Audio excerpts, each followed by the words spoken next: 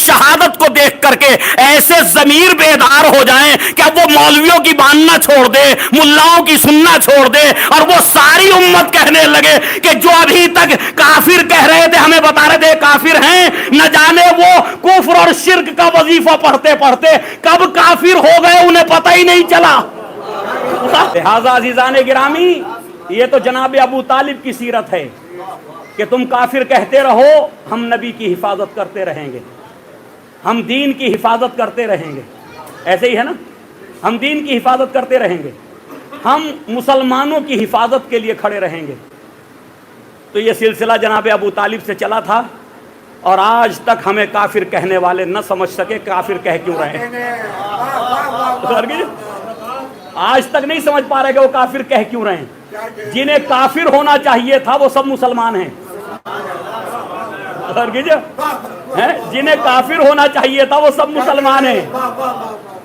70,000 مسلمان قتل کر دیا گیا، ہزاروں کی تعداد میں بچے مارے گئے، عورتیں قتل کر دی گئیں، خون کی ندیاں بہہ گئیں، کسی ایک مسلمان کی زبان پہ ایک لفظ نہیں آیا، جی ایک لفظ نہیں آیا۔ عزیزان گرامی، بس یہ اہل بیت کے چاہنے والے ہیں جو نہ دین کا سودا کرتے نہ ضمیر کا سودا کرتے، نہ دین کا سودا کرتے ہیں نہ اپنے ضمیر کا سودا کرتے ہیں۔ ہم کسی طرح کا کوئی سودا کسی کے ساتھ نہیں کرتے۔ اور ایک بات اور یاد رکھیں مسلمان، کہ اگر تمہیں صحیح و سالم رہنا ہے، عزت کے ساتھ رہنا ہے، تو ان کافروں کو نگہبان بنانا پڑے گا۔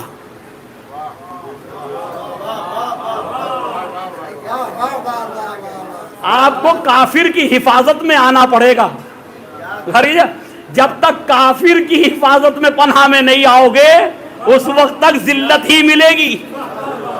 لہذا یہ اچھا کافر ہے جی، سب مل کے صلوات پڑھیں محمد والے محمد۔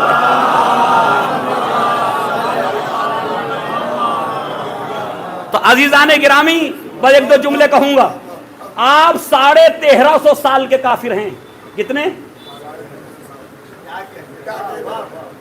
آپ کے کفر کی عمر بہت طویل ہے، آپ کے کفر کی عمر بہت طویل ہے۔ 1350 سال کے کافر ہیں آپ۔ کیوں؟ 51 ہجری میں کافر ہوئے تھے، 51 ہجری میں صلح امام حسن کے بعد کافر ہوئے تھے، صحیح نا؟ اور اس وقت سے کافر ہیں آپ۔ اچھا مجھے انصاف سے بتاؤ کہ اگر کوئی کافر اپنے اصولوں کو نہ بدلے، اپنے مذہب کو چینج نہ کرے، اپنے نظریات میں تبدیلی نہ کرے، اپنے عقائد کو نہ چھوڑے، اپنے طریقہ اعمال میں کوئی تبدیلی نہ کرے، تو کیا وہ کافر مسلمان ہو جائے گا بغیر تبدیلی کیے؟ بغیر تبدیلی کیے اصول بدلنے پڑیں گے نا، قوانین بدلنے پڑیں گے نا، طرز زندگی کو بدلنا پڑے گا نا، عقائد و نظریات اور افکار کو بدلنا ہوگا نا، تبھی تو کافر مسلمان ہوگا۔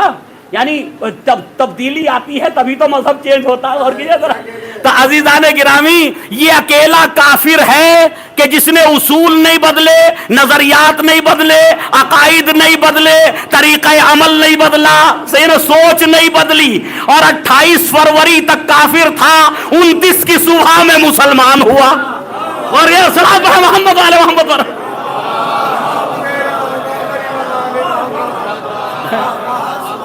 29 کی صبح میں مسلمان ہو گیا یہ کافر۔ 28 فروری تک کافر تھا یہ، 29 کی صبح میں مسلمان، اور بدلا کچھ نہیں۔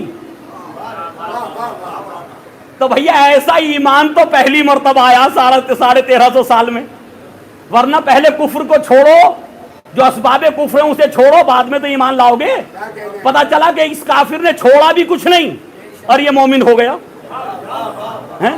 اس کا مطلب یہ ہے کہ شہید کا خون اس میں اتنی طاقت ہے، شہید کے خون میں اتنی طاقت، بس شرط یہ ہے کہ وہ شہید جو قربانی دے رہا ہے وہ ایسا متقی پرہیزگار ہو، ایسا باتقوا ہو، باطہارت ہو کہ ساری دنیا اس کی شہادت کو دیکھ کر کے ایسے ضمیر بیدار ہو جائیں کہ اب وہ مولویوں کی ماننا چھوڑ دے، ملاؤں کی سننا چھوڑ دے، اور وہ ساری امت کہنے لگے کہ جو ابھی تک کافر کہہ رہے تھے، ہمیں بتا رہے تھے کافر ہیں، نہ جانے وہ کفر اور شرک کا وظیفہ پڑھتے پڑھتے کب کافر ہو گئے انہیں پتہ ہی نہیں چلا۔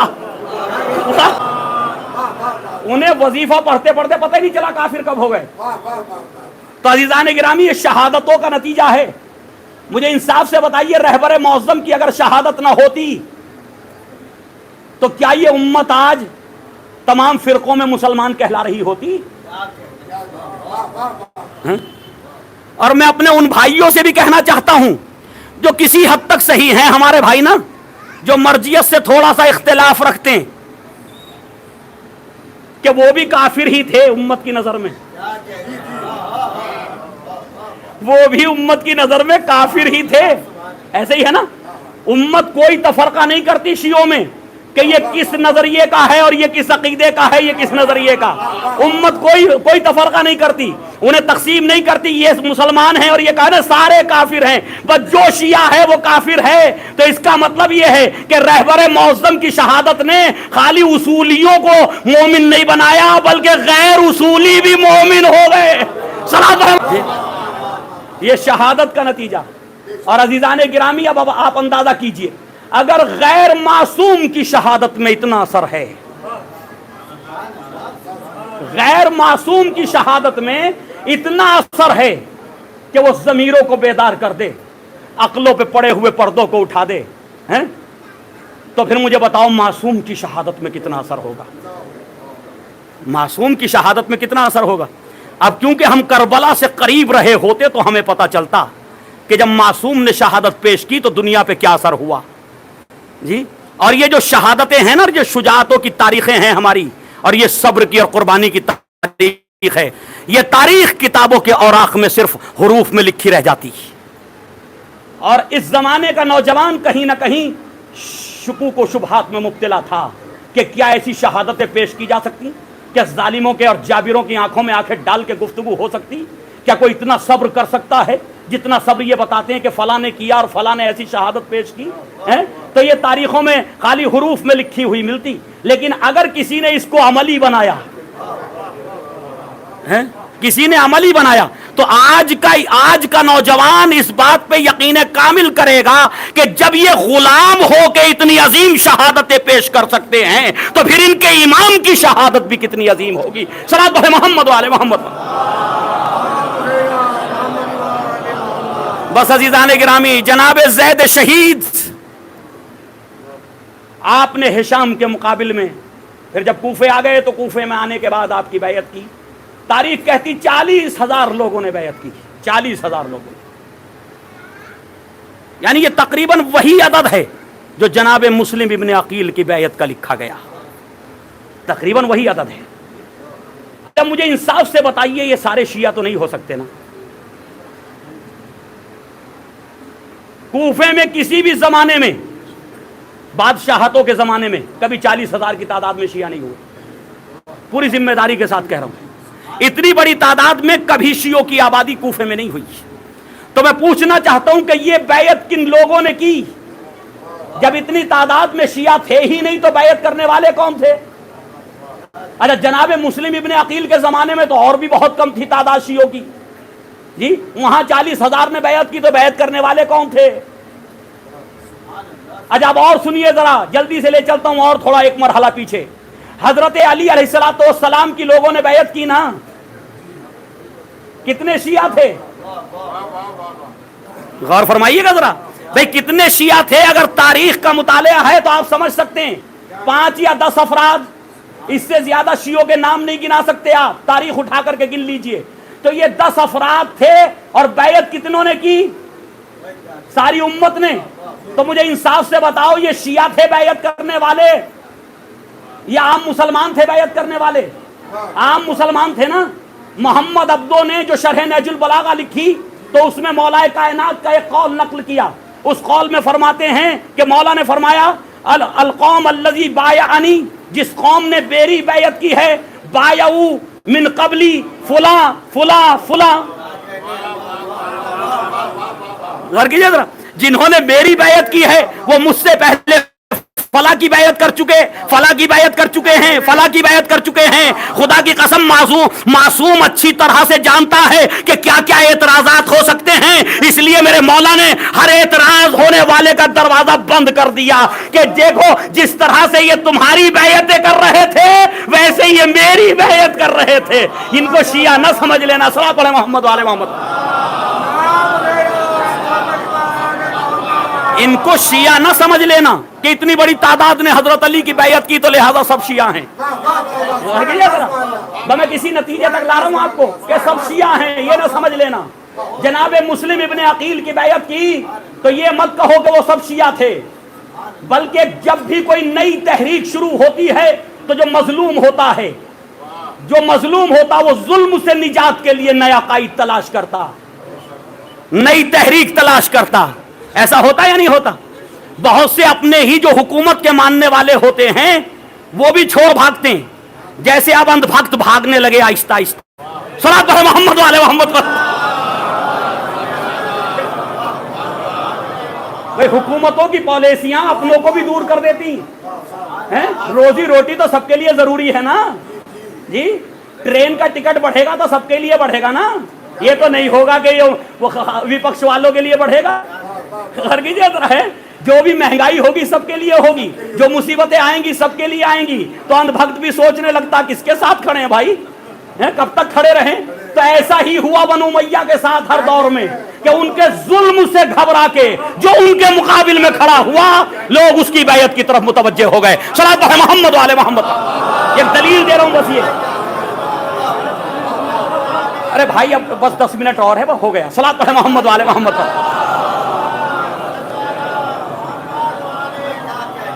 تو عزیزان گرامی، یہ حکومتوں کے ظلم سے جب گھبرا جاتا انسان، تنگ آ جاتا ہے، صحیح، تو اب وہ یہ نہیں دیکھتا کہ حکومت کے مقابل میں کون کھڑا، وہ یہ دیکھتا یہ ہمارا نجات دہندہ ہے، یہ ہمارے لیے کچھ کرے گا.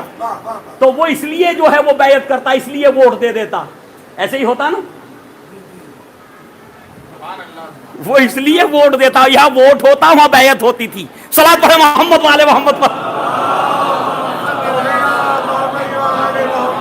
لہذا جناب زید شہید، اب مجھے انصاف سے بتاؤ کہ بیعت کرنے والوں نے اگر مولا کائنات کو دھوکہ دیا، مولا کے ساتھ غداری کی، بے وفائی کی، تو وہ کون تھے؟ جناب مسلم کے ہاتھوں پہ بیعت کرنے والوں نے جب وہ سارے شیعہ تھے ہی نہیں جی، تو جنہوں نے غداری کی، بے وفائی کی، وہ کون تھے؟ اور کیجئے گا ذرا، ہے یہ غدار تھے کون، یہ بے وفا تھے کون؟ پتا چلا کہ جو بے وفا تھے وہ سب یزید کے لشکر میں چلے گئے، جو با وفا تھے وہ کوفے سے حسین کے ساتھ آ گئے. صلاۃ علی محمد والے محمد جی.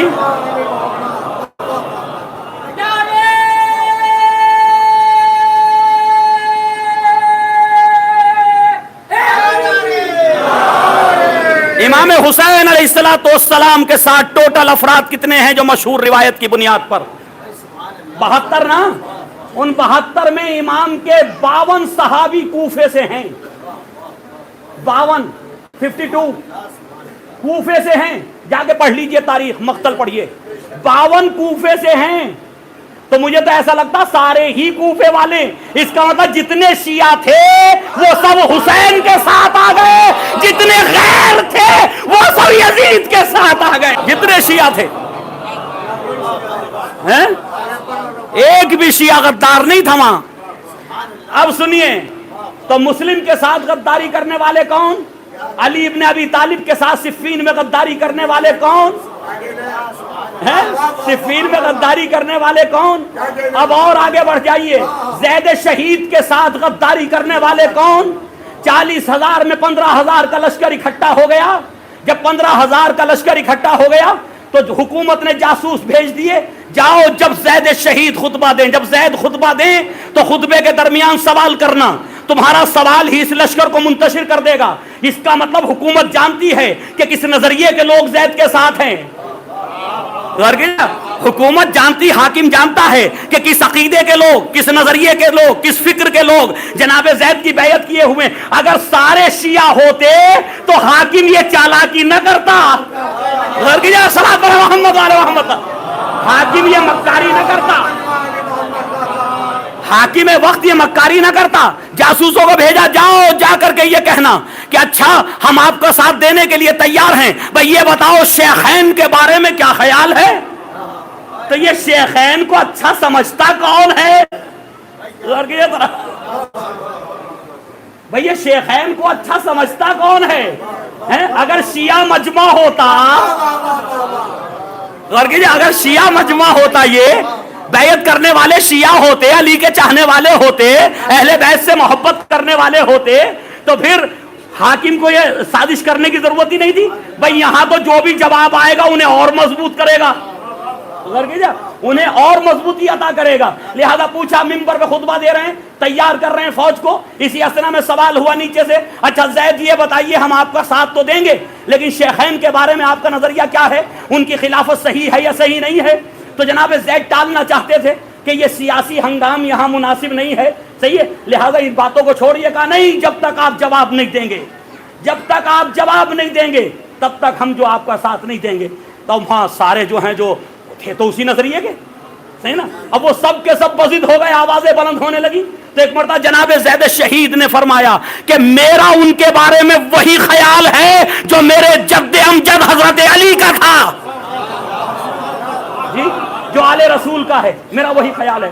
بھئی یہاں سے لوگ چھوڑ کر کے جانے لگے کہ یہ تو ان کی خلافت کو صحیح نہیں سمجھتے۔ تو بھیا کون ہیں جو چھوڑ کے جا رہے ہیں؟ یہ کون ہے جو چھوڑ کے جا رہے ہیں زید کو؟ صحیح نا، تو یہ وہی تو ہیں جو خلفاء کو صحیح سمجھتے تھے، وہی تو چھوڑ کے جا رہے تھے۔ ورنہ جب زید نے کہہ دیا علی کے علاوہ کوئی خلیفہ نہیں ہے تو پھر یہ چھوڑ کے جانے والے شیعہ تو نہیں ہو سکتے۔ اب تاریخ یہاں سے ہمارے اوپر ایک الزام لگاتی اور ایک لقب ہمارا رکھا جاتا تاریخ میں، رافضی ہیں، یہ یہیں سے آیا، یہ رافضی پہلی بار آپ سنیں گے، یہ نا، یہ یہیں سے آیا۔ جب وہ چھوڑ کے چلے گئے تو حکومت نے کہا کہ زید کو رافضیوں نے چھوڑ دیا، جی رافضیوں نے زید کو ساتھ نہیں دیا۔ تو عزیزان گرامی یہ الزام تو کسی اور کے لیے تھا،